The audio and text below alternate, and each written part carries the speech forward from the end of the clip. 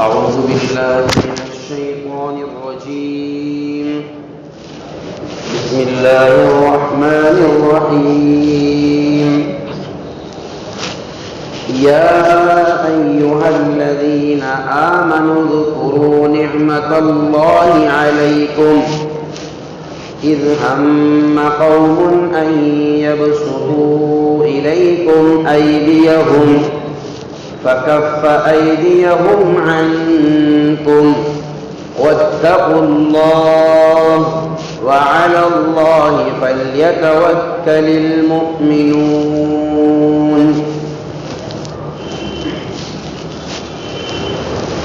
سورہ مائدہ کی یہ ایک آیت ہے.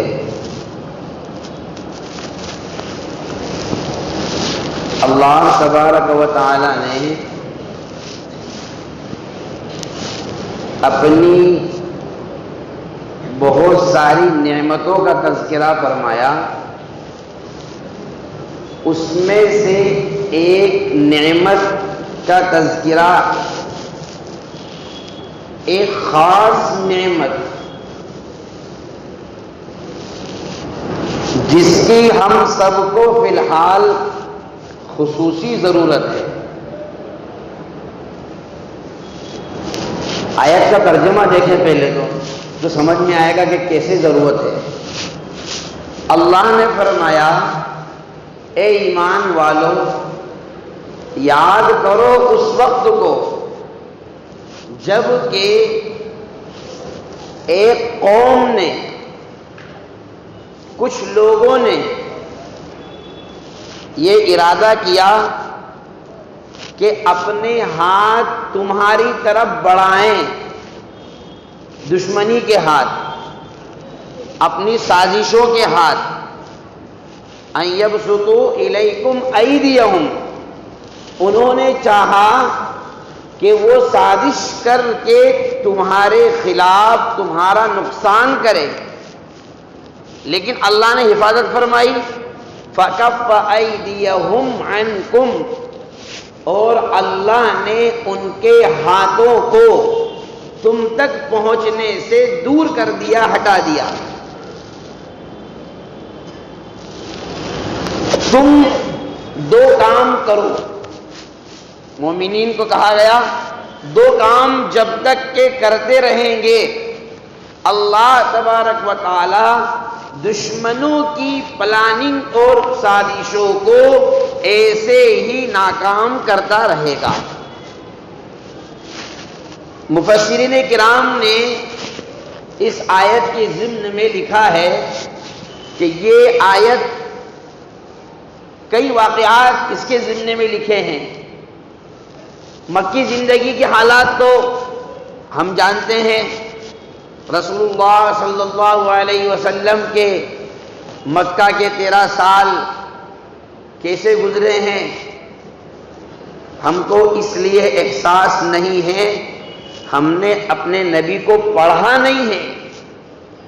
زبان سے تو ہم سب کہتے ہیں، زبان سے تو ہم سب کہتے ہیں، لیکن یہ حقیقت ہے ہم اپنے نبی کو مانتے تو ہیں، لیکن معاف کیجئے بہت بڑی بات کہہ رہا ہوں، ہم اپنے نبی کو جانتے نہیں ہیں. مانتے ہیں ہم لیکن جانتے نہیں ہیں. کیسے جانتے نہیں ہیں؟ ہم نے پڑھی ہی نہیں آپ کی زندگی کو، آپ کے حالات نہیں پڑھے ہیں. مجھے بتائیے، جن لوگوں نے، اتنے لوگ بیٹھے ہوئے ہیں جن لوگوں نے غریبی دیکھی ہے، بھئی مال کی فراوانی تو آج ہوئی نا، یہ لاکھوں اور کروڑوں میں تو آج کھیل رہے ہیں. یہ ہمارے بزرگ لوگ بیٹھے ہوئے ہیں، یہ سفید داڑھیوں والے جن کی 60 سال 70 سال کی عمریں ہو چکی ہے، ان سے آج سے 50 سال پہلے کی زندگی پوچھئے تو یہ کیا کہیں گے؟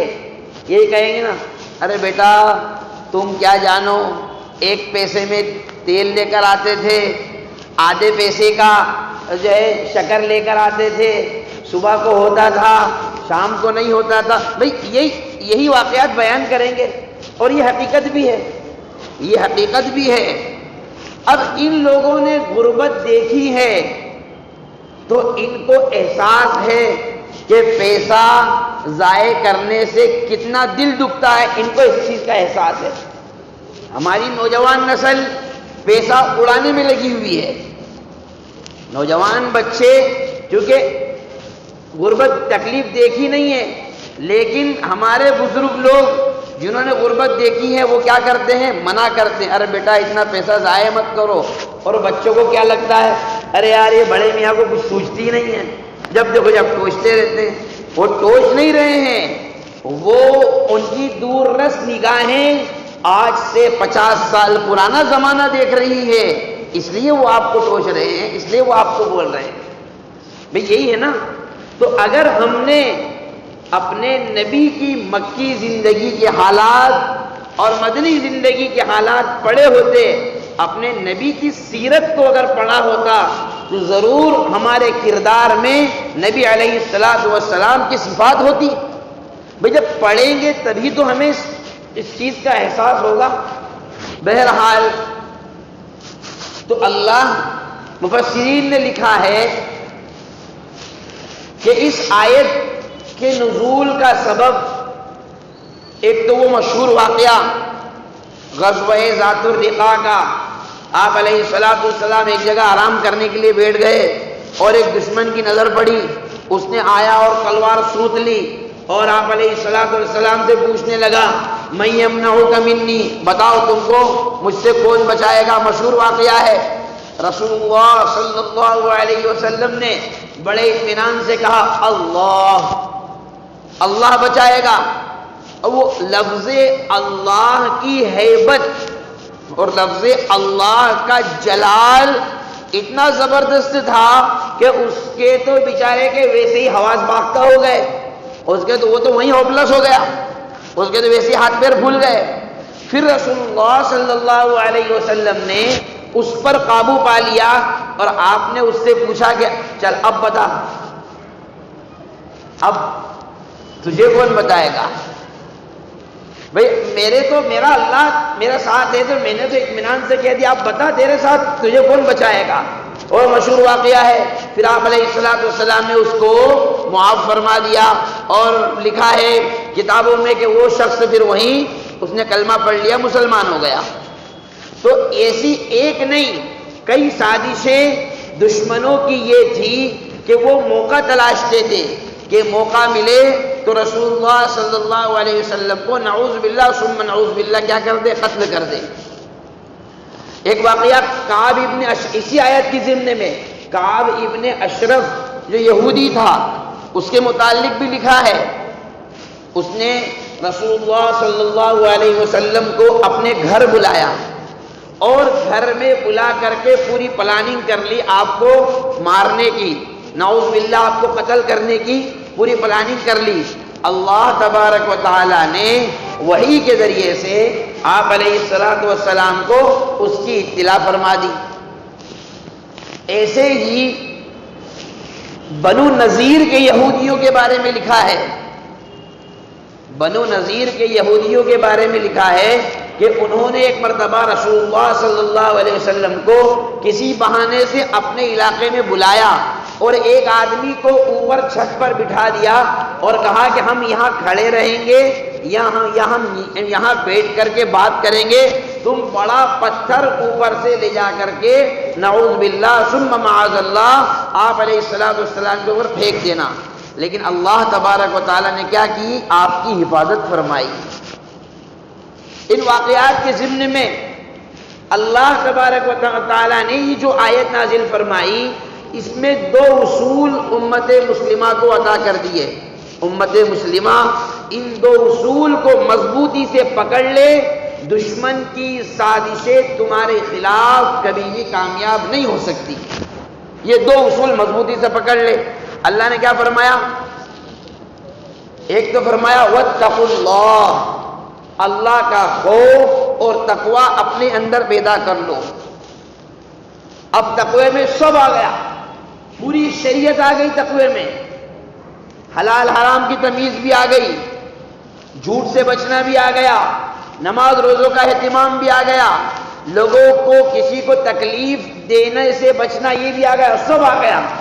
ایک کام یعنی اللہ تبارک و تعالیٰ نے یہ فرمایا کہ ایک کام تو یہ کرو کہ جو تمہیں کہا گیا ہے وہ کر لو، اور جس سے روک دیا گیا ہے اس سے رک جاؤ، اور اس کے بعد میں وَعَلَى اللَّهِ فَلْيَتَوَكَّلِ الْمُؤْمِنُونَ، اور پھر مجھ پر بھروسہ رکھو۔ فرمایا ایمان والوں کو اللہ پر بھروسہ رکھنا چاہیے، لیکن شرط کیا ہے؟ پہلے بھروسہ رکھنے کی جو کسوٹی ہے وہ کیا ہے؟ وَاتَّقُوا اللَّهَ، تقوی کے صفات، یعنی اپنے آپ کو کامل مومن بنانا۔ اپنے آپ کو کیا بنانا؟ کامل مومن بنانا۔ ہمارا کام ہے جتنا ہمارے بس میں ہے ہم اتنا کریں، پھر اللہ تبارک و تعالی اپنی قدرت کا مظاہرہ کرنے پر قادر ہے۔ بھئی جو ہمیں کرنا ہے وہ تو ہم کریں، ہم وہ نہیں کر پاتے ہیں۔ اور یہ چیز کیسے پیدا ہوگی؟ یہ دونوں صفات اگر ہم اپنے معاشرے میں، اپنے اندر، اپنے نوجوانوں میں، اپنے بچوں میں اگر پیدا کرنا چاہتے ہیں تو یاد رکھیں، بڑے لوگ، بڑے حضرات جو جن کی 20 سال 25 سال کی عمریں ہو چکی ہیں، اب وہ تو اتنا وقت نہیں نکال پائیں گے کہ دن بھر اسی میں لگے رہیں۔ ایسی بات ہے، کام کاج وغیرہ سب لگے ہوئے ہیں، وہ اس کا طریقہ ڈھونڈے، علماء سے رابطہ رکھے، مسائل پوچھے، میں کاروبار کر رہا ہوں، حلال ہے یا حرام ہے، میری فلاں رشتہ دار سے نہیں بن رہی ہے، اب میں غلطی پر ہوں یا وہ غلطی پر ہے، مولانا ذرا آپ بتائیں، آپ فیصلہ کریں۔ ایک یہ، اور دوسرا کام لازمی طور پر ہم یہ کریں، اپنے بچوں کو اسلام سکھائیں، اپنے بچوں کو اسلام سکھائیں، اللہ رسول سے محبت اپنے بچوں کو ابھی سے سکھائیں۔ 7 سال کی عمر میں بچے پر حدیث میں ہے کہ مرو اولادکم بالصلاۃ وہم ابناء 7، اپنے بچوں کو نماز کا حکم دو جب وہ 7 سال کے ہو جائیں، اور نماز ترک کرنے پر تنبیہ کرو جب وہ 10 سال کے ہو جائیں۔ معلوم ہوا کہ 7 سال کے بچے کو مسجد میں بتائیے لایا جا سکتا ہے۔ اب تمہارے یہاں مسجد میں کتنے بچے ہیں؟ چلو اس مسجد میں تو تھوڑے بہت دکھتے بھی ہیں، دوسری مسجدوں میں تو دکھتے ہی نہیں ہیں، تو کیا پورے محلے میں بس 7-8 سال کے اتنے ہی بچے ہیں جو یہاں بیٹھے ہوئے ہیں؟ اگر اتنے ہی بچے ہیں تو تراویح چھوٹنے کے بعد، ابھی جب چھوٹ جائے گا، سب ہو جائیں گے 12 بجے کے بعد، پورے محلے میں خودی بیٹ کھیلتے ہوئے، کرکٹ کھیلتے ہوئے، اور چلا چوٹ کرتے ہوئے، ہو اللہ کرتے ہوئے، یہ بچے کس کے ہیں بھائی؟ کس قوم کے بچے ہیں؟ یہ جناتوں کے بچے ہیں؟ ارے یہ بھی تو ہمارے ہی بچے ہیں نا۔ تو جب 2-2.5 گھنٹے ہمارے بچے 2-2, 2.5, 3-3 گھنٹے روڈوں پر کھیل رہے ہیں تو مسجد میں کیوں نہیں آ رہے؟ کیا یہ ہماری ذمہ داری نہیں ہے؟ کیا یہ ہماری جوابداری نہیں ہے؟ اگر کوئی یہ کہے ارے مولانا بہت شور کرتے ہیں یار، بہت چلا چوٹ کرتے ہیں، ان کے مارے پریشان ہو جائے، ارے اگر پریشان ہو سب سے زیادہ تو مولانا کو پریشانی ہونا چاہیے بھائی، جس کو پارا پڑھنا ہے، ان کے شور سے سب سے زیادہ، لیکن الحمدللہ نہیں ہوتا ہے۔ اس وجہ اگر یہ بات ہے، کمیٹی کا کام ہے، ہر کمیٹی، ہر مسجد کی کمیٹی ایک آدمی پڑھا ہے، اس کا کام صرف یہی ہے کہ تم کو اس کی خدمت کرنا ہے، بس بچوں کی نگرانی کرنا ہے۔ تم دوسری مسجد میں تراویح پڑھ لینا، تم فرض یہاں پڑھ لو، تراویح کی اسی جہاں لیٹ ہوتی ہے، بہت سارے انتظام ہوتا ہے۔ اور اگر خدا نخواستہ ایک آدمی کی تراویح اگر اس وجہ سے چھوٹ گئی کہ وہ بچوں کی حفاظت کر رہا تھا، اس وجہ سے اگر وہ تراویح نہیں پڑھ پایا، دوسری جگہ بھی اس کو نہیں مل پائی، وہ اپنی تنہا پڑھ لے، وہ اپنی کیا کر لے؟ تنہا پڑھ لے، صرف اس وجہ سے کہ مسجد میں بچے ہیں، ان کی حفاظت میں کر رہا ہوں، تو بھی اللہ کی ذات سے امید یہی ہے کہ اس کو بھی پورا ثواب ملے گا۔ کیا اللہ کو نہیں معلوم کہ اس نے تراویح کیوں نہیں پڑھی؟ ارے اللہ کو اس چیز کا علم نہیں ہے کہ یہ تراویح کیوں نہیں پڑھ رہا ہے؟ تو اپنے بچوں کو مسجد میں لانے کا عادی بناؤ، اس لیے کہ آپ میری بات کو توجہ دیں، یہ جو عمر ہے بچوں کو مسجد میں لانے کی، اس عمر میں بچے مگر مسجد میں آنے کے عادی بنیں گے تو یہ ہمیشہ کے نمازی بنیں گے۔ یہ کہیں کے نمازی بنیں گے بھائی؟ 12 مہینے کے نمازی بنیں گے۔ یہ کام پھر پرماننٹ ہوگا، پھر وہ خالی رمضان والے نہیں بنیں گے۔ ارے یار، یعنی مسجدیں پوری خالی ہو گئی، ساری مسجدیں خالی ہو گئی، سوائے چند بزرگوں کے، سفید داڑھیوں والوں کے، کوئی مسجد میں نظر ہی نہیں آتا ہے غیر رمضان میں۔ تو غیر رمضان میں مسجد آباد کرنا ہماری ذمہ داری نہیں ہے؟ اور مجھے بتاؤ، آپ میری بات کو سرچ کر لینا، میری تحقیق کو آپ اور تحقیق کر لینا، اور مجھے اطمینان ہے الحمدللہ، میں پوری تحقیق کے ساتھ، پورے اعتماد کے ساتھ بات کر رہا ہوں۔ غیر مسلموں نے اپنے بچوں کو اتنا ٹرین کر دیا ہے کہ ان کا 12 سال کا بچہ 15 سال تک پہنچتے پہنچتے ان کا بچہ اپنے پورے مذہب کو جاننے لگ گیا۔ وہ تو ٹھیک ہے، اس کو جان رہا ہے، وہاں تو ٹھیک ہے، اسلام دشمنی کو بھی سمجھنے لگ گیا۔ بتائیے یہ حقیقت ہے یا نہیں ہے؟ اور ہم اتنے زیادہ دنیاوی تعلیم کے پیچھے اور اسکولوں اور کالجوں کے پیچھے ایسے پاگل ہو گئے ہیں، ایسے کھپتے ہو گئے ہیں، دیوانے ہو گئے ہیں، ایسا لگتا ہے کہ اگر ہمارے بچے اسکول نہیں پڑھیں گے، ہمارے بچے کالج نہیں جائیں گے تو بھوکے مر جائیں گے، ہم کو کھانے کو نہیں ملے گا۔ ایسے پاگل ہو گئے اسکولوں کے پیچھے۔ ٹھیک ہے، آپ پڑھائیے، مجھے اس سے اختلاف نہیں ہے کہ آپ کیوں پڑھا رہے ہیں، اختلاف اس بات سے ہے کہ جس دین پر مرنا ہے، جس دین پر جینا ہے، جس دین کا نام لے رہے ہیں، جس اللہ کا نام لے رہے ہیں، جس اللہ کے نام پر کھا رہے ہیں، جس رسول کا ہم نام لے رہے ہیں، ہم اسی کو نہیں جانتے ہیں۔ بتائیے یہ حقیقت ہے یا نہیں ہے؟ میرے بھائیوں، ذرا ہوش کے ناخن لو، سنبھالیں اپنے آپ کو، مائیں اپنے بچوں کو سنبھالیں۔ کیوں نہیں تعلیم دے پا رہے ہیں ہم اپنے بچوں کی؟ کیوں نہیں ہم اپنے بچوں کی اسی تربیت کر پا رہے ہیں؟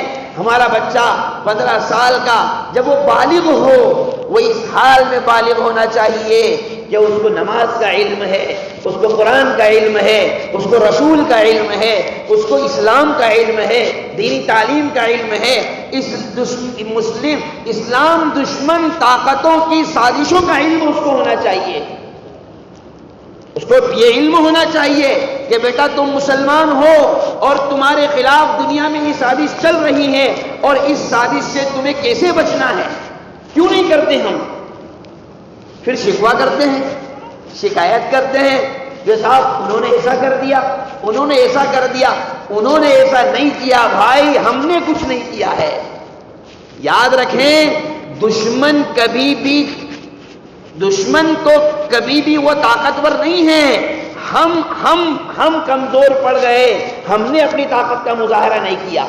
اور جو کام ہم کو کرنا چاہیے تھا اتنا کام تو ہم کریں، اس کے بعد میں پھر اللہ تبارک و تعالیٰ کی ذات پر اعتماد کریں، پھر اللہ پر بھروسہ کریں، پھر دیکھیں اللہ تعالیٰ کی مدد کیسے نہیں شامل حال ہوتی ہے۔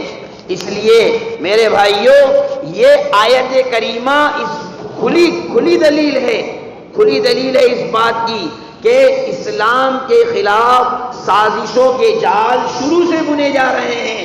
لیکن بس یہ ہے کہ جب تقوی اور توکل علی اللہ زندہ تھا، اللہ تبارک و تعالی دشمنوں کی سازشوں سے محفوظ فرماتا تھا، اور جب یہ دونوں چیزیں امت سے ختم ہو گئی تو اللہ تبارک و تعالی نے دشمنوں کو ہم پر مسلط کر دیا، جس کی تکالیف اور جن کی سازشوں سے ہم بچ نہیں پا رہے ہیں۔ اس لیے یہ دو صفات اپنے اندر پیدا کریں، اپنے بچوں میں دینی شعور لانے کی کوشش کریں، اور لائیں مسجد میں اپنے بچوں کو۔ میں تو یہاں تک کہ کہتا ہوں، بچے اگر شور بھی کر رہے ہیں تو بھگائیں نہیں ان کو ڈانٹے نہیں، مارے نہیں، ان کو پیار محبت سے ان کو سمجھائیں۔ آج نہیں کل سمجھیں گے، ارے 6 مہینے بعد سمجھیں گے، کبھی نہ کبھی تو سمجھیں گے، لیکن ان کو مسجد کا عادی بنائیں۔ ان کے ذہن و دماغ گھٹی میں پلا دے، ان کی گھٹی میں پلا دے یہ بات کہ یہ مسجد کی آباد کرنا ہماری ذمہ داری ہے۔ ان کو ذہن میں بٹھا دیں مسجد کی صفائی کا مسئلہ ہے، اپنے بچوں کو لے کر آئیں، بیٹا ذرا جھاڑو لگا دو، بیٹا ذرا وہ وہاں صاف کر دو، بیٹا وہ جو پوچھا لگا دو، ان کو یہ سب چیزیں بتلائیں ہم، تاکہ ان کے اندر ایمان زندہ رہیں اور یہ پکے سچے مومن بنیں، آگے آنے والی نسلیں ہماری مومن نسلیں ہوں، آگے آنے والی نسلیں ہماری ایمان کی حفاظت کرنے والی اور ایمان پر قائم رہنے والی اور اسلام کی حفاظت کرنے والی نسلیں ہوں۔ اس لیے ہم یہ کام کریں تو معلوم ہوا کہ دو چیزیں، ایک تقوی اور ایک توکل علی اللہ، اللہ کی ذات پر اعتماد۔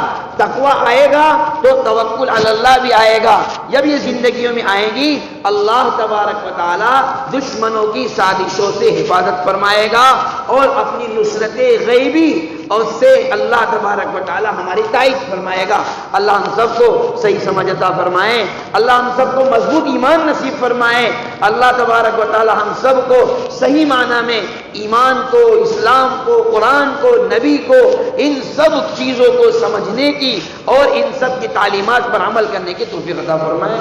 وما توفیقی الا باللہ۔